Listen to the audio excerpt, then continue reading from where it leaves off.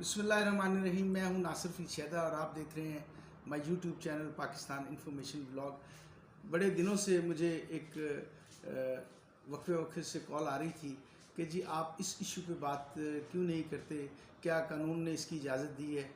तो कानून ने तो ये जो इशू था वो ये था कि क्या कोई ख़ातून जो है वो खुला ले, फिर उसकी शादी क्यों नहीं होती।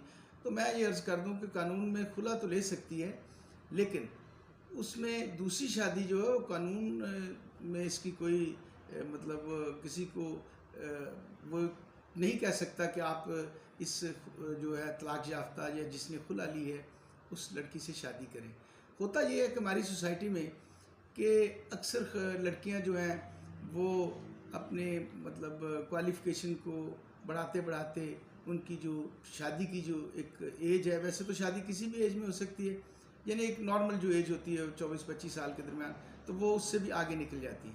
एक ये होता है कि मतलब उनके पेरेंट्स जो हैं वो इस दुनिया में नहीं होते, ऐसी बच्चियां फिर दूसरे देगर बहन भाई जो हैं वो उन पे तवज्जो नहीं देते, तो उनकी भी डिले मतलब हो जाती शादियाँ।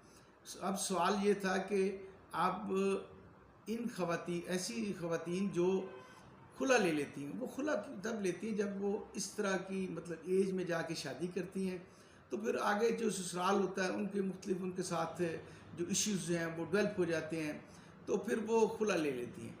अब जो मुझे फ़ोन आया था वो ये था कि जी हम ये सवाल सोशल मीडिया पे क्यों नहीं उठा रहे कि जो तलाक याफ्ता है या खुला याफ्ता है वो लड़कियां किसी कंवारे लड़के से शादी क्यों नहीं कर सकती।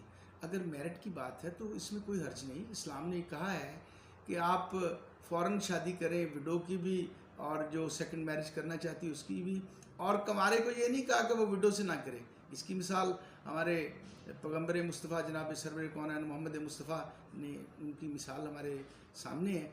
तो इस इशू को ना कि ऐसी लड़कियों को वो एक भयानक लड़कियों को भयानक तस्वीर बना के घर में नहीं बिठाना चाहिए, बल्कि उनके लिए हमें सोसाइटी में इस आवाज़ को उठाना चाहिए।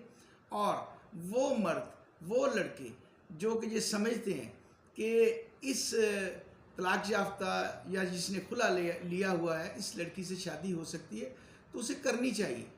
तो मैं इस बात को सोशल मीडिया पर, और मैं कहूँगा कि मुख्तलिफ जो हमारी ह्यूमन राइट्स की ऑर्गेनाइजेशन है, तंजीमें हैं, वो सेमिनार का इनकाद करें। और पूरी दुनिया में वैसे भी ख़वातीन की जो रेशो है बहुत ज़्यादा हो गई है, तो इसे वर्ल्ड लेवल पे भी हमें जो है वो कॉन्फ्रेंसेस का इनकाद करना चाहिए और ये इशू जो है वो सॉल्व होना चाहिए। और हमारे इस्लाम में तो ये तो सलामती का दर्स है, और हमारे आखिरी नबी जनाब मोहम्मद मुस्तफ़ा ने का यही फरमान है कि बेवा की, खुला याफ्ता की, तलाक याफ्ता की फ़ौरन शादी करनी चाहिए। तो मैं इस पे आप सबके कमेंट्स का इंतज़ार कर रहा हूँ ताकि ये एक आवाज़ बने। तो आज के लिए इतना ही काफ़ी है, कल मिलेंगे इंशाअल्लाह।